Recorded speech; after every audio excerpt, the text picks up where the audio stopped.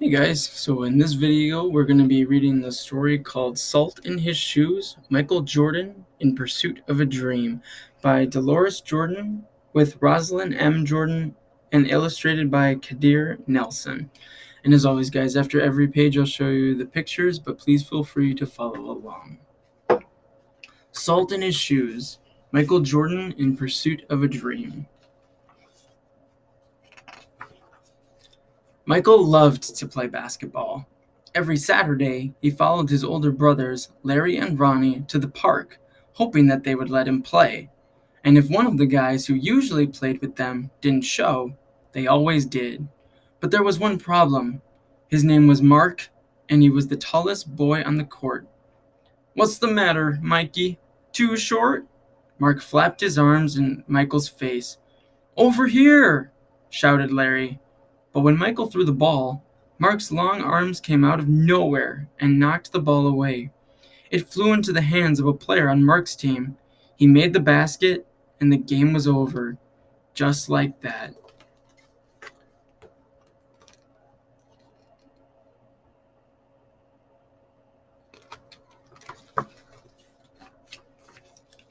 "I am really sorry, guys. If I were taller, that wouldn't have happened." All the way home, Michael apologized, even though no one was mad at him. His oldest brother, Ronnie, tried to cheer him up. "Look, little brother, you played good today. Don't worry, we'll win the next time."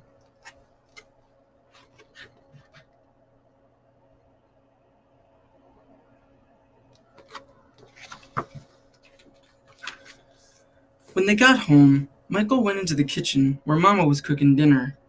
He was still disappointed, and she could tell. "You guys lost again today, huh?" Michael nodded.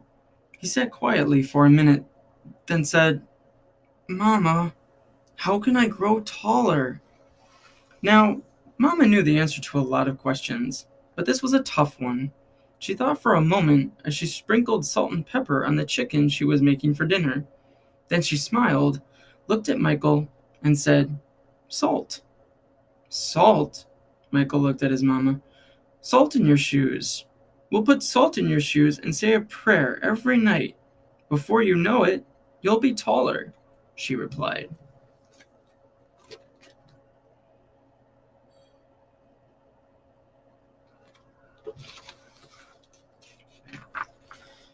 Salt in my shoes? Michael sat quietly to himself. Surely Mama was teasing. He sat staring out of the window, trying to figure out how salt was going to help him grow. He noticed the rose bushes outside in Mama's garden. They had grown high along the fence, and roses of all colors were blooming on the vines. He thought to himself, "I remember when Mama first planted those bushes." Michael's face lit up. If Mama knows how to make those rose bushes grow taller, then maybe she's right. Maybe salt in my shoes really will help me grow.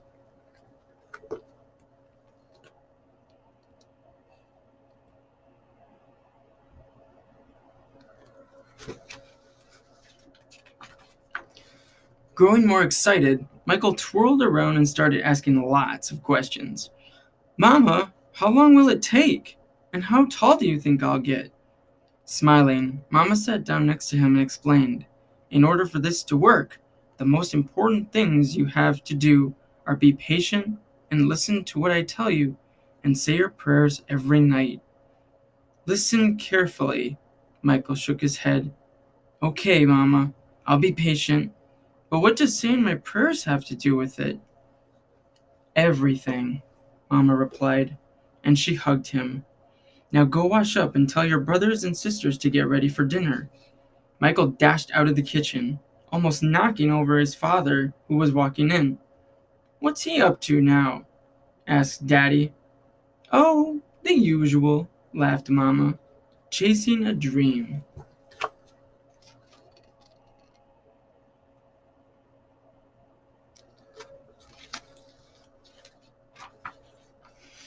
Later during dinner, Mama noticed that Michael was barely eating anything. He was already daydreaming about being taller.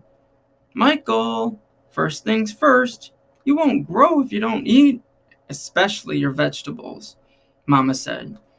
But I'm not really hungry, he said. Raising her eyebrows, Mama gave him a stern look.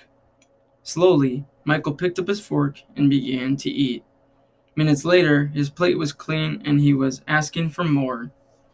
That evening at bedtime, Michael set his favorite game shoes on the floor next to the growth chart hanging on the wall. Then he put on his pajamas, said his prayers, and jumped into bed.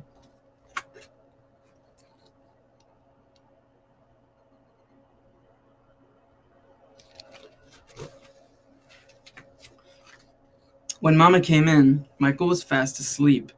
By the look on his face, she could tell he was already playing basketball in his dreams. Standing by his bed, Mama sprinkled salt in his shoes. Then she prayed quietly over him, as she did all her children.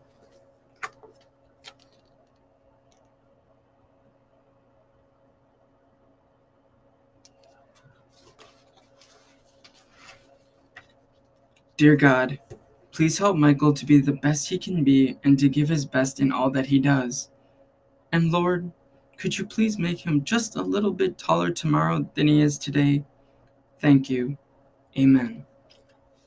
After that night, Michael wore his favorite game shoes everywhere he went, even to church, and he stopped going to the park with his brothers on Saturdays. Instead, he stayed home and practiced. He wanted to grow a few more inches before he went back to the park.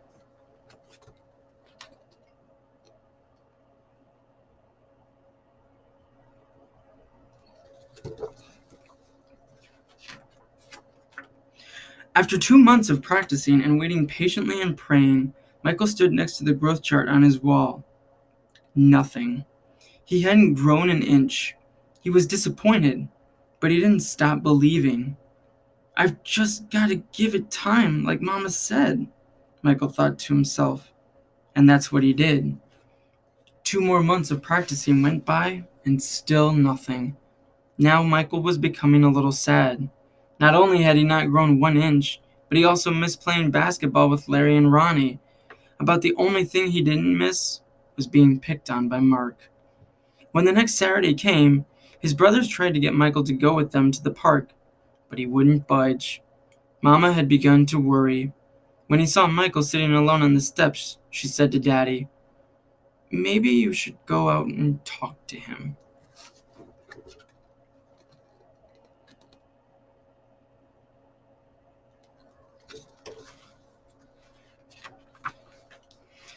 So Daddy went out and sat with Michael. "What's wrong, son? You haven't gone to the park with your brothers for a while now. Are you okay?" Michael didn't say anything at first. Then he looked at Daddy and said, "I thought it would be at least a few inches taller by now. I did everything Mama told me to do, but nothing's happened." "Michael, why do you want to be taller?" Daddy asked. "If I were taller, I'd be a great player, and I could help our team win," Michael answered. "But you are a great player, son, and you already have everything it takes to be a winner. Right in here." Daddy tapped Michael on his chest. "Being taller may help you play a little better, but not as much as practice, determination, and giving your best will. Those are the things that make you a real winner." Michael thought about what Daddy said for a minute. Then suddenly, he jumped up and took off. "Where are you going?" Daddy yelled after him. "I've got a game today, and I'm late," Michael yelled back.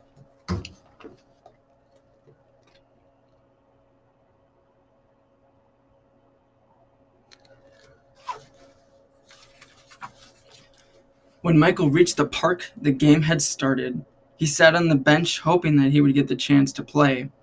And he did. The game was almost over and the score was tied when John, one of the guys on Michael's team, fell and hurt himself. Here was Michael's chance. Michael joined his team in a huddle as they gathered on the sideline for a timeout. "Okay, the game is tied. All we need is 1 point. Who wants to take the shot?" Ronnie asked. He looked in Michael's direction. Feeling more confident than ever, Michael said, "I'll do it."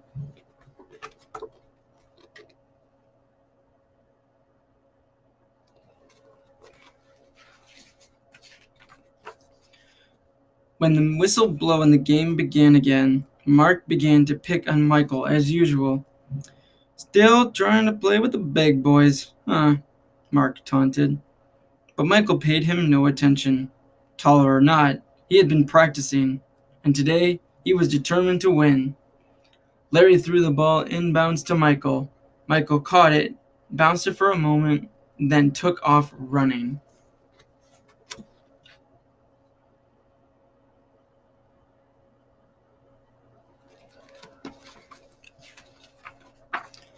As he approached Mark, Michael shifted to his right. Mark followed, but while he was still shifting, Michael spun to his left. He stepped behind Mark and shot. The ball arched far above his opponent's hands and fell silently through the hoop. 2 points! The game was over. Michael's team had won. It was just as Michael had dreamed. When he realized what he had done, Michael took off running and didn't stop until he reached home.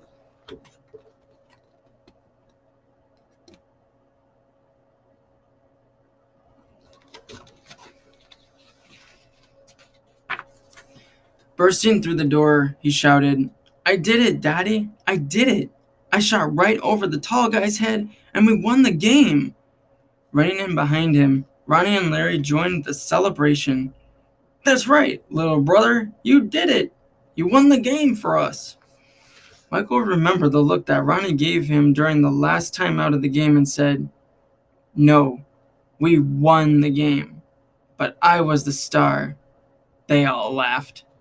After that day, Mama stopped putting salt in Michael's shoes, but Michael did not stop being patient and working hard and praying.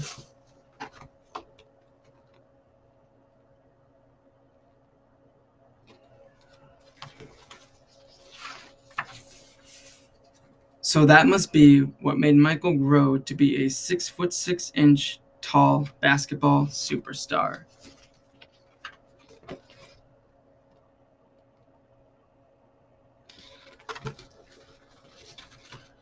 Just kind of an afterword. Deloris Jordan is Michael Jordan's mother. Widely recognized as an advocate for children and families, she does much of her work through the James Jordan Foundation, which has adopted a school in the West Side community of Chicago, Illinois, and through the Jordan Institute for Family at the University of North Carolina, Chapel Hill. She supports the James Arden Jordan Boys and Girls Club and Family Life Center, also located on the west side of Chicago. In addition, she presently serves on the Demand Reduction Advisory Committee for the U.S. Drug Enforcement Agency. Mrs. Jordan is an internationally renowned speaker and author of Family First, a book highlighting several principles of parenting, the book of 5 children, and grandmother of 11. She resides in Chicago. Rosalind M. Jordan is Michael's sister. She works with her mother and brother in a variety of charitable endeavors. The founder and president of Another Jordan Incorporated, Rosalind speaks to the mind and challenges the heart to react by creating and sharing inspirational messages through film, print, and music. Kadir Nelson has been a Michael Jordan fan nearly all his life and feels that illustrating Salt in His Shoes was the realization of a dream he never knew he had. So far in his short career, Kadir has worked on visual development for DreamWorks SKG's Amistad and the animated feature Spirit of the West. He's also the illustrator of Amistad, Give Us Free, Debbie Allen Brothers of the Night, and Dancing in the Wings, and Big Jabe by Jardine Nolan.